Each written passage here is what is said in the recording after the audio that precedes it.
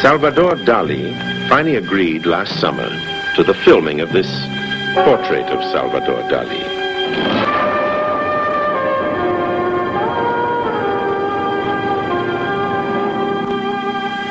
Thus, the director and his crew were obliged by this great occasion to bring that technical equipment to Spain, to that special Spanish corner of the Mediterranean which the master has made so very much his own.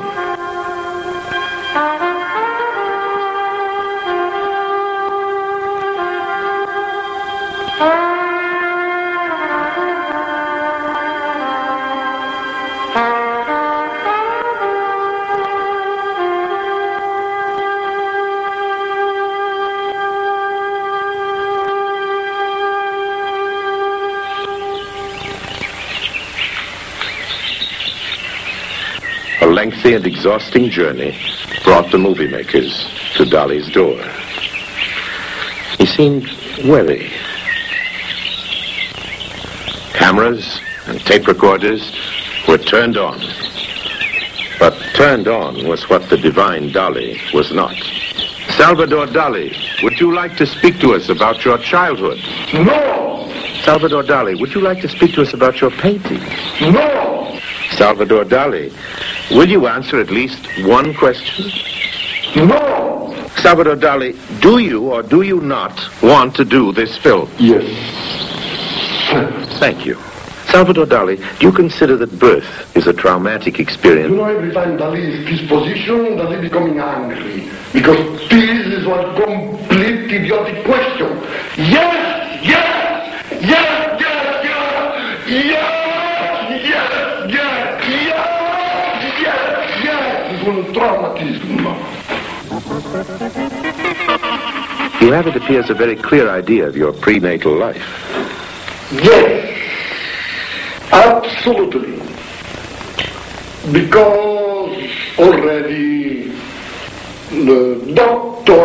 Otto Rahn write the most eminent book about this matter, and the title is The Traumatism of Birth.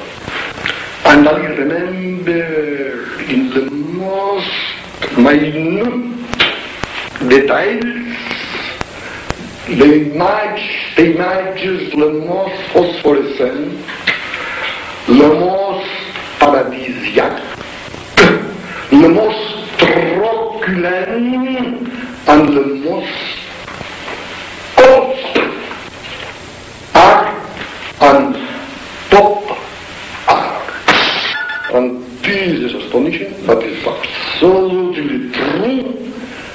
Dali is one pop art artist and one pop art artist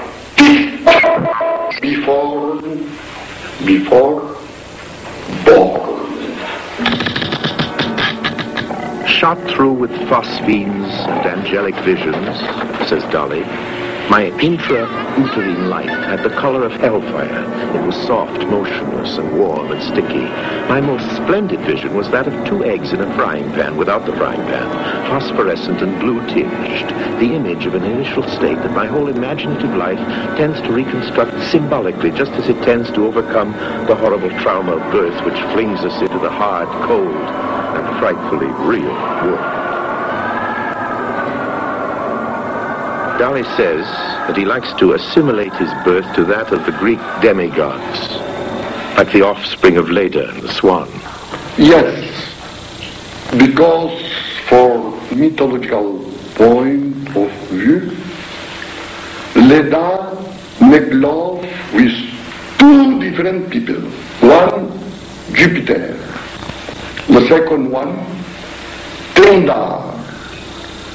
Jupiter produced one egg divine, immortal. In this egg, born Gala, Helen, my wife, and the divine Dioscure Salvador Dali.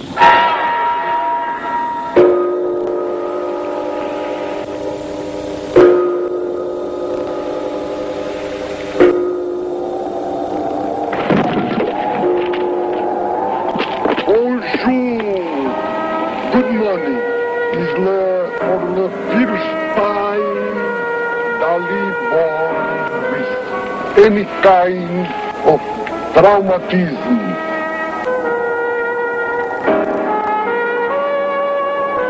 Little blood, symbolic blood, and milk again, milk of a 2-day born, and some symbolic fish of Mediterranean mythology. This is the blood of Gala and the blood of divine Dali.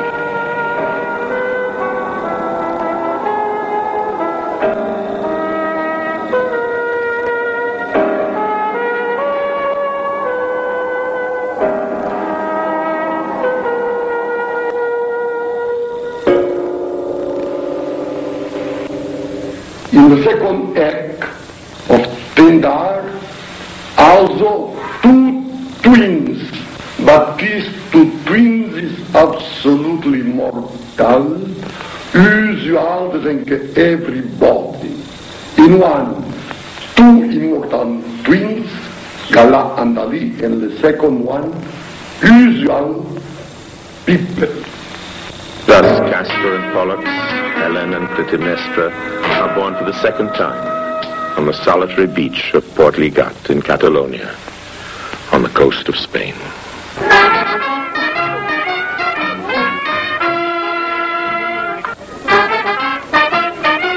Cadaqués, where Dali lives, is a tourist town, and Dali is its chief tourist attraction.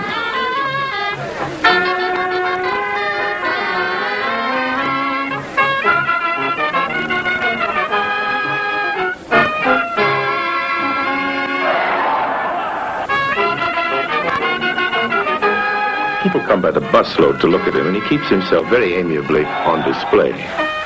There are some who condemn this exhibitionism. Others, who may or may not know him better, claim that the genial show-off is only a mask, hiding an extremely diffident and timid man.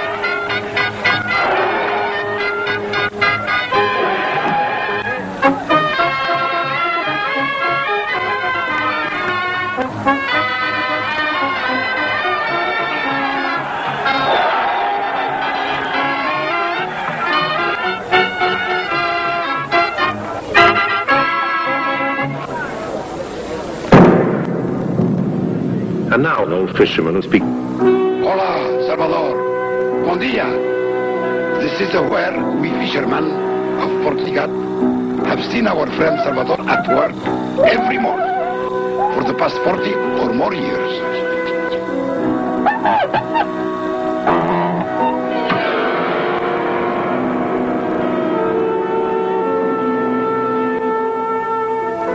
The two more violent motors of Italian imagination is first the instinct, sexual instinct, and the second the anguish of death.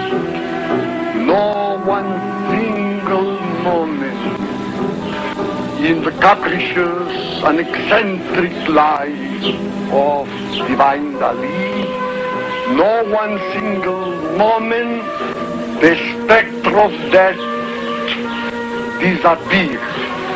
Death is all time present in my precious life, and perhaps this is the reason of my most actual obsession, the modern hibernation.